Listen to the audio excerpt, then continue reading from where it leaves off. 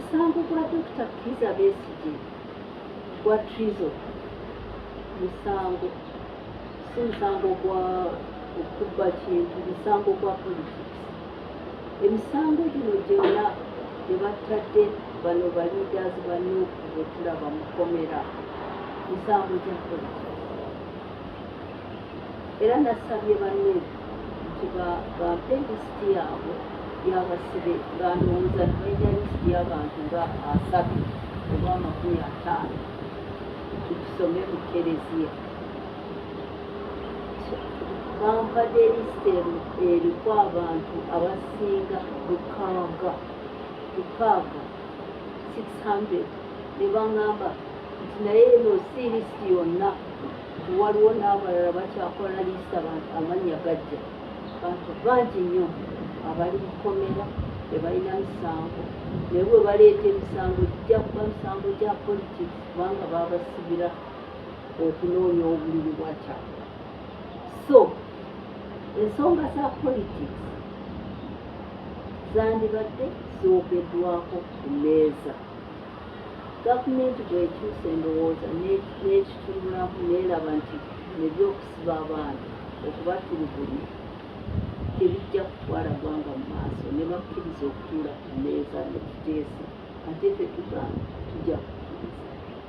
Okwogera byekuba ebirungi eby'okusolvinga ebizibu by'abantu n'okutuuka ku nkulakulana. Honorable, olowooza ani yandibadde omutuufu okukulembera enteeseganya zammwe ne gavumenti?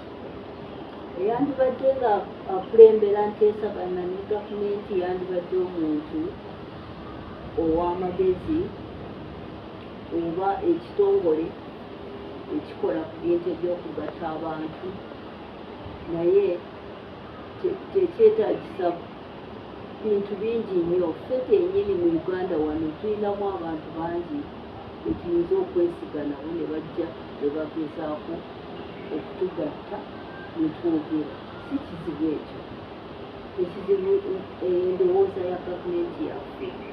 Kubanga kitunulemu, olaba oyo omwana oba musajja General Kozi ng'ateeka ku social media ekifaananyi ky'oyo omukyala Kyagulanyi, omuserikale ayimiridde n'emmundu mu nnyumba, omukyala ng'atudde awo ku fulowa ye ng'agendera ku mavi, ali ku maviivi, ekkabada zonna ziggule, bamaze okubimenyaamenya, n'alaga n'agamba ng'agamba laba kye tukoze, tumugyemu information.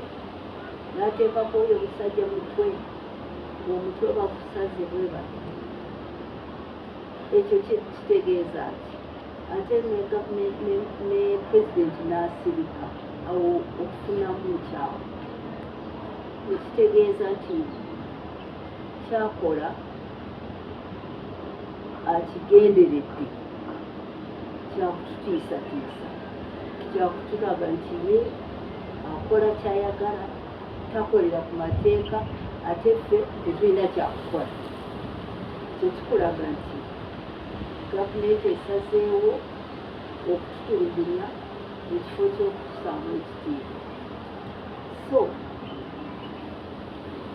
gavumenti ng'eyo bweba tekyuseemu endowooza, tetujja kugenda mu maaso. Erina okweddamu n'erowooza nti eno si y'engeri y'okufuga abantu. Kyoba olaba nze nasabye tugende wamu tusabe, tuŋŋaane, tutandike okulowooza tusobola tutya okwenunula. Si kintu kya kibiina, kino ekibiina kikola omulimu munene nekiwangula. Kino kyakwenunula, okusaba gavumenti okutuusa ku endowooza ne tutuula nayo ekiteekako enteekateeka empya. Bino si bufuzi.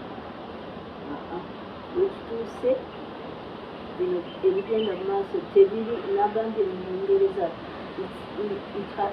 they are normalizing violence, lawlessness, fraud. They are making it normal, but it isn't. So we are here to come together and say, no, we need a reset. We need a reset. We need to be governed democratically and peacefully. Si kintu kya kibiina tobola baze kiteese maaso ga Katonda. Dr. Kizza Besigye yeeraliikiriza era nagenzeyo okumulaba wiiki eyiseewo emirundi ebiri ensanga ng'amaanyi si mangi n'angamba nti yafunye omuzungu bakiyita allergy. Waliwo ekintu eyo mukomera ekitagenda naye ekimuleetera okukolola buli kiseera. Ate bwakolola amaanyi gakendeera n'eddoboozi libula. Kyoba olaba nti oluusi abantu bagendayo okumulaba tebamulaba kubanga eddoboozi liba ligenze, amaanyi ga matono n'okutambula. Ate eyo mukomera gy'ali embeera si nnungi, bamusibidde mu kasipeesi akatono, tebamukkiriza kutambula ng'abalala mu kkomera, n'ayogera n'abalala, n'azannya emizaano, n'agenda mu kyakyo okusaba. Embeera gye bamusibyemu singa ey'abalala. N'olwekyo tujja kwongera okusaba bbeeyi. Tusabye emirundi ena ne bagaana, ate bawo abalala naye ye baagaana. Etteeka likkiriza naye Judge Baguma yagaana. Naye tujja kubeera nga tusaba, tujja kukoma. Ekirala tusaba ffe nga bannayuganda tetutya, tuleme okutiisatiisibwa, tukuŋŋaane tusabe rights zaffe mu ngeri ey'eddembe, ate tuleme okubeera divided, kubanga bwe tubeera divided tubeera weak. Awo nange nateekayo okusaba kwange Kereziya nga ensomera ne Archbishop waffe Paul Ssemwogere n'akkiriza okutusabira.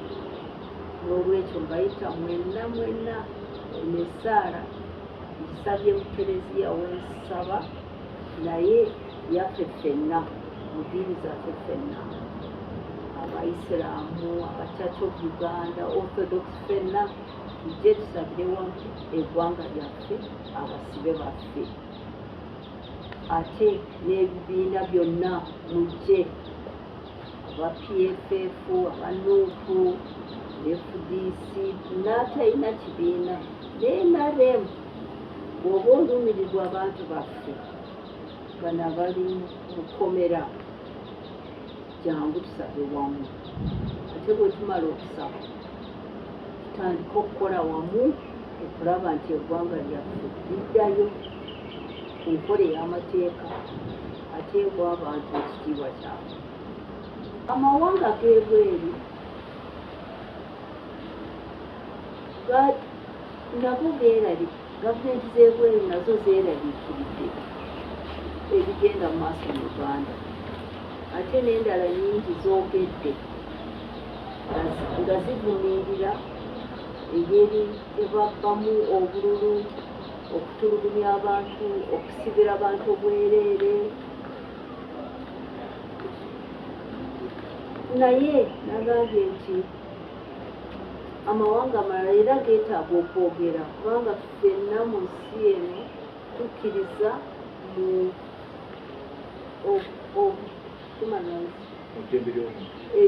eddembe ly'obuntu. Buli gavumenti yasayininga n'ekkiriza ejja kukuuma eddembe ly'omuntu. So n'olwekyo ebifa mu Uganda n'abalala bonna era balina right okubyogerako kubanga tuli one world, ate n'amateeka gatufuga gamu gana ga United Nations. So okugamba nti tebakwatako mu ab'ebweru, tekyabulira tukwatako kubanga twafirizanganya ffenna mawanga gonna nti eddembe ly'omuntu jakutte. Naye kye tulina okumanya kiffe nga bannayuganda okwenunula ffe tujja kukulembera, ffe tujja kwerwanako okulaba nti eggwanga lyaffe liddayo ku nkola ey'amateeka y'eddembe ly'omuntu. Amawanga amalala bajja kutuyamba naye si kugamba tubo be bajja wano okutununula, naye batuyamba kubanga twasayininga nabo mu mawanga ameegatte, tujja kukolera mu nkola eneezo.